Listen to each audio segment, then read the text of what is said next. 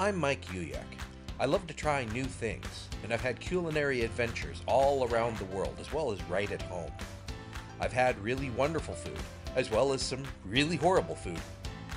I'd like to share some of my adventures with you, and we'll see if I have what it takes to fix whatever goes wrong. This is Recipe Redemption.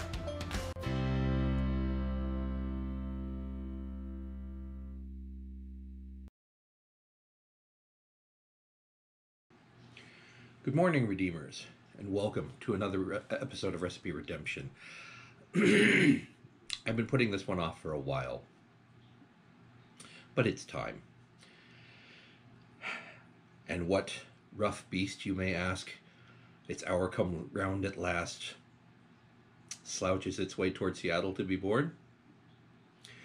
It's that taste sensation from the 1950s, Clam Pancakes. Now,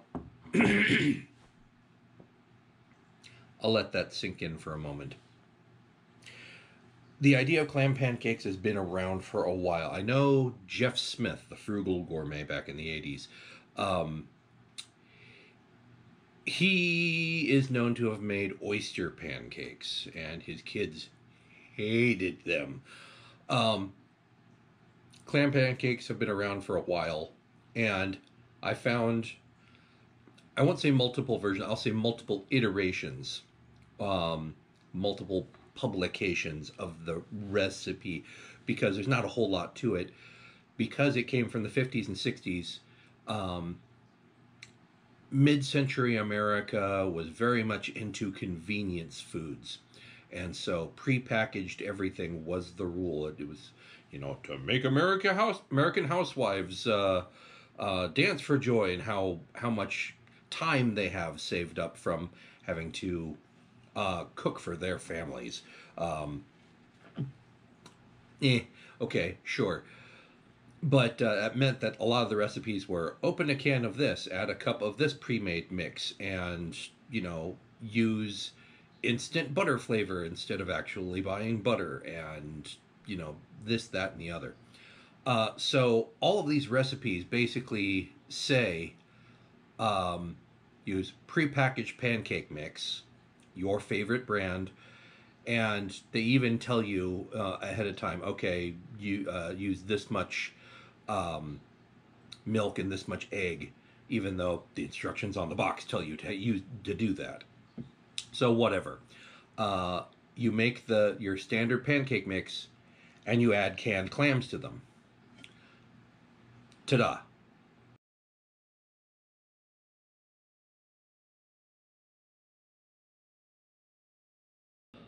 All those iterations that I talked about, this recipe where, they basically tell you, make pancake mix, add clams, enjoy.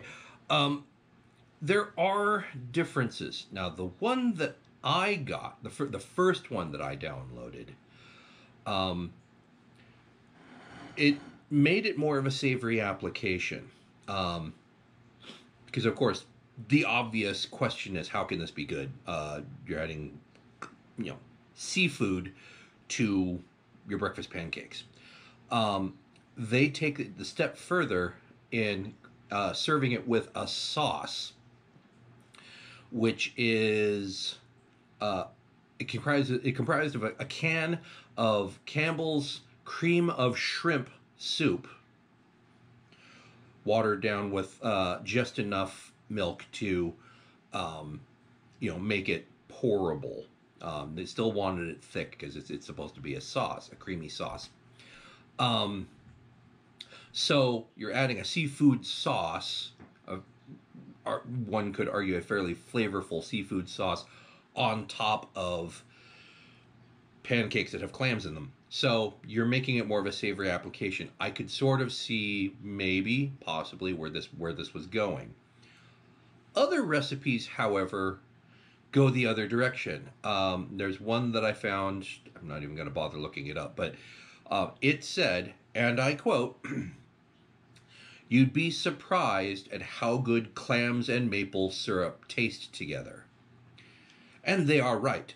I would be surprised if maple syrup and clams taste good together. I'm scared, but let's see how I made them.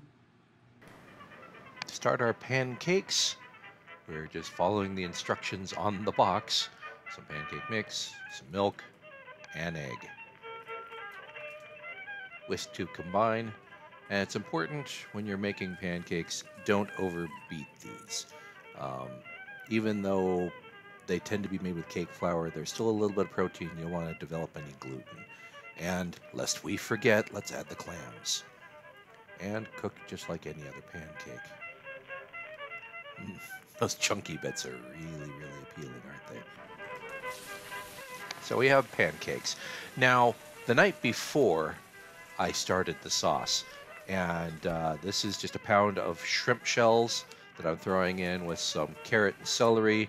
And I'm going to make a shrimp stock. Now, once this turns kind of nice reddish brown, I'm going to add water, simmer for about an hour, and then strain and set aside. The reason I'm doing this is that I don't actually want to pay $8 for a can of cream of shrimp soup because it's not sold in my regular grocery store, and that's how much it costs to order it online. I'm not doing that. So I made a nice little sort of brown roux, add that shrimp stock into it, stir to make sure I don't have any lumps, bring up to a simmer, and you can see it's starting to thicken again, and add some cream to this.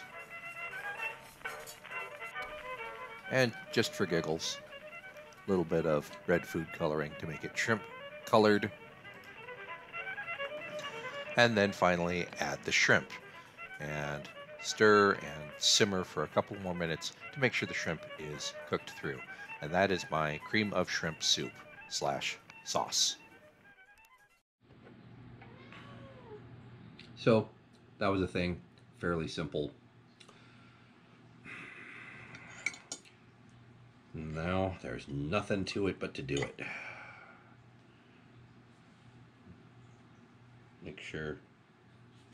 I want to make sure that I actually have some clams. They did not spread entirely homogeneously. Okay, there's a chunk of clam right there. I have some maple syrup here. I am not drenching these because I have doubts.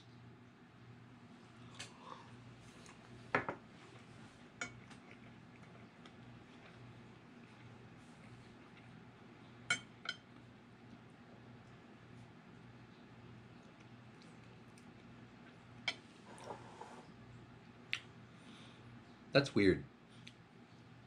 It's not entirely horrible, mostly because the maple syrup really, really overpowers everything up front. It's as you sort of swallow, the maple syrup flavor is the first to go, and you get that just a little bit of hint of really the brininess. That sort of resolves into a very, very faint clam flavor. It's not very powerful. Let's try it without the syrup.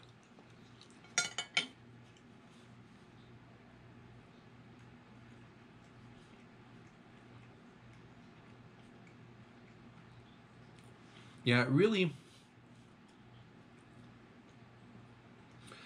tastes more like you made pancakes and you were just ever so slightly heavy-handed with the use of sea salt in making your pancake batter.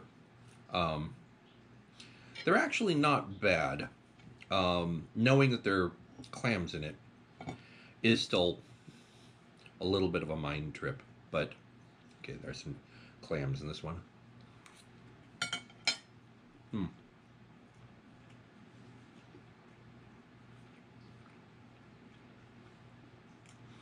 I will say texturally, you have those slightly chewy bits. It seems like they're mostly there to remind you that you have clams in your pancakes. Okay. I now have my Pepto pink sauce. Let's see how this shrimp sauce on top of my clam pancakes helps or hinders things. Let's just try the soup.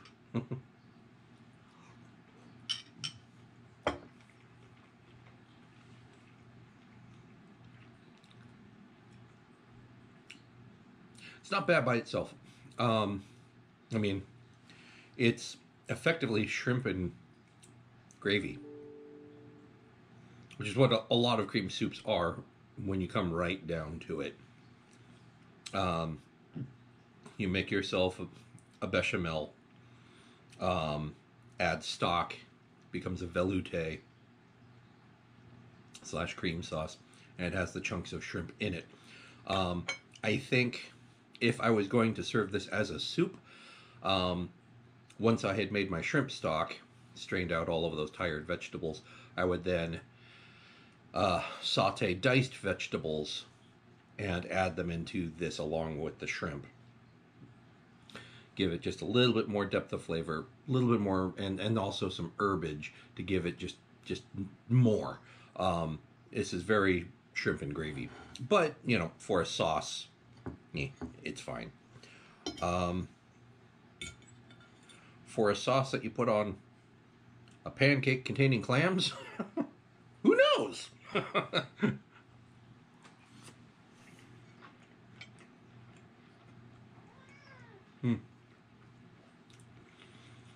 The flavors of the pancake are subtle enough that the sauce pretty much overpowers it. And, you know, because I left the shrimp chunky, now the chunks of clam aren't quite so distracting. That's a big bite. Oh well.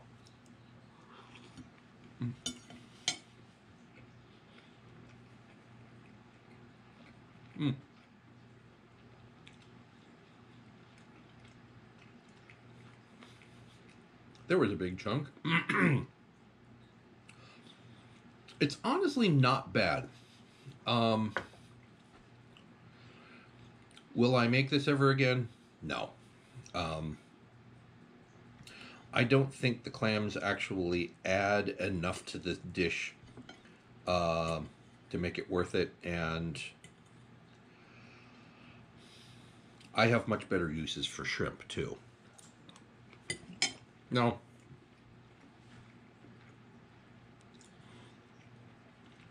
As I may or may not have mentioned, my memory's crap these days. I did not go out and buy a can of cream of shrimp soup. Campbell still makes it. As far as I can tell, grocery stores, at least in this area, do not continue to carry it. So that's kind of interesting. I've found a number of flavors that Campbell still makes, so presumably someone is still buying them. But you have to order them online because no store carries them.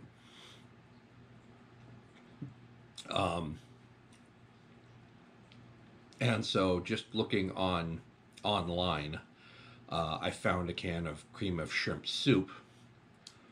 Before shipping, it was $8, and it was over $8.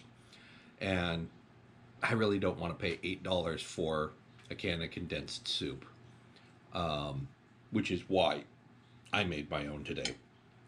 But I think we can do better. Yeah, we can do better.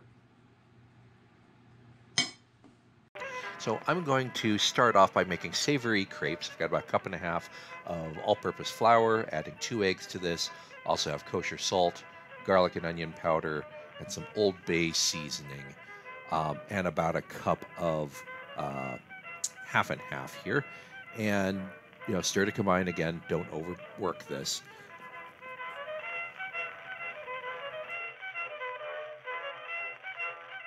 Butter in my pan. I'm going to put a scant 1/4 cup of the batter in here. Crepes are supposed to be thin, so I don't want a whole lot of batter. And just going to roll the pan around to get good coverage and thin the crepe out. And after a couple of minutes, you can flip. You want it to be a little bit browner than this, but whatever. And, you know, try not to tear it. And, hey, buddy, poking at it is not going to help.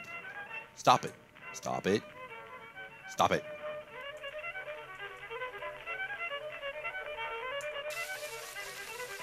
Repeat with the rest of the batter until you get a nice stack of crepes. You can keep them warm under a towel.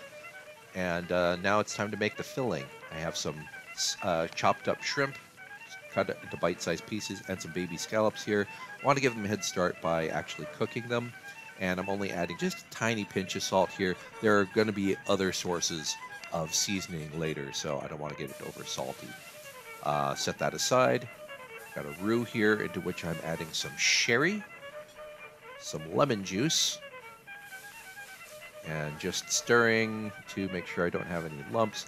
A little bit of water. This would have been better if I had more of that shrimp stock, but unfortunately I didn't have that foresight and used it all for the cream of shrimp soup, which wasn't actually bad as a soup, by the way, but whatever. Also the zest of a lemon, just to amp up that citrus flavor, and some spices. Got some onion powder, garlic powder, it's my usual thing. A little bit of cayenne, some Old Bay, and some dried chive. And I'm adding in about a cup worth of half and half here. This is going to be kind of thick. I want it to be thick because this is a filling as well as a sauce. So I kind of want this to hold together. Oh, and I'm adding about a little over a half cup of cheese. What I had on hand was cheddar. Other cheeses might be better, but this is what I had. So once the cheese is completely melted, should only take a few seconds, add in the pre-cooked seafood. That's the shrimp and scallops, along with a can of crab meat. You don't have to get the fancy lump crab meat because this is all going to get broken up anyway. Keep that warm, set aside. Now, time for construction. Take one of your crepes. Take one or two spoonfuls. I guess it depends on the size of your spoon. I'm going to do 2 of your filling. Yes, it is a little goopy. Yes, you're going to get it on your fingers. Deal with it. Roll up the crepe and leave it seam side down so it stays shut. Repeat with the other crepes, or however many will fit your pan. I have 5 here. And then top with more of the sauce/filling. This will go into a 350-degree oven for about 10 minutes. Alternatively, you could skip this step and just serve these directly, but I like the sauce to be dried out a little bit more into kind of almost a fondant. And so here we have savory seafood crepes. Top them with a little bit of minced chive and tarragon, and just because I'm the type of person who likes to be a little extra, got some lumpfish caviar here. I'm just going to drop right on top, just because. So let's give this a try.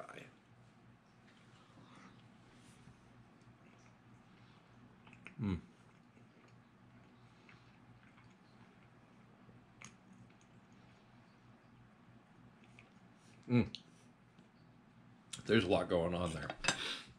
Okay. A lot more seafood flavor. That's kind of my complaint about the clam pancakes, is if you're going to bother having clam pancakes, one presumes you want to actually be able to taste the clams. Otherwise, why bother, right? And that was kind of my main complaint, is really the flavor of the clams was really only just this distant aftertaste after you were all done with the pancake. And so what you were left with was a pancake that had chewy bits in it that you couldn't explain if you didn't already know that they were clams in your pancakes. If you're going to do something with seafood, my thinking is that you want to actually taste the seafood, and you do in this. I think it would be even better if, in making the sauce for the filling, I had saved some of that shrimp stock, but that stuff doesn't go very far. Once you make a little bit of it, it pretty much makes one recipe's worth of whatever. You get about a cup worth. At least I do, anyway. So that didn't happen, but oh well.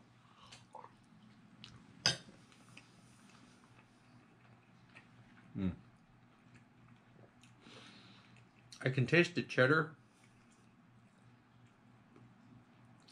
A different cheese like you know, a Swiss or Emmentaler, even like a Gruyere would probably have been better, but I only put a little in, so it's just there's sort of you know, a general cheesiness to it without being too overpowering. You know, I didn't want to turn this into nachos. But yeah, you can taste each of the individual ingredients. The shrimp definitely comes through. The scallops come through. They're not overcooked, which is nice. The crab the crab is the most muted of the three, but it's still there. You can taste it. The herbs give a nice fresh pop, and the acidity from both the wine and the lemon juice helps it to kind of cut through the richness. This is really delicious. I think with a little tinkering, I could actually perfect it, if anything can be perfected. I really love seafood anyway. And this is a little bit of work, but it's an interesting alternative to, you know, just simply having, you know, just searing your scallops, or, you know, having, I don't know, shrimp cocktail or whatever. It's something different to do with your seafood, and it might be interesting to even try other shellfish, you know, lobster, king crab, or even things like oysters or fish, actual fish in this. If you could actually make a fish crepe, probably with something that isn't too fishy. I know that seems like an oxymoron, but you know, a fresh white fish might be good in this too. But in any case, what do you think? Would you like to try seafood crepes? And did I do it justice? Let me know in the comments below. Like, subscribe, all that internet stuff.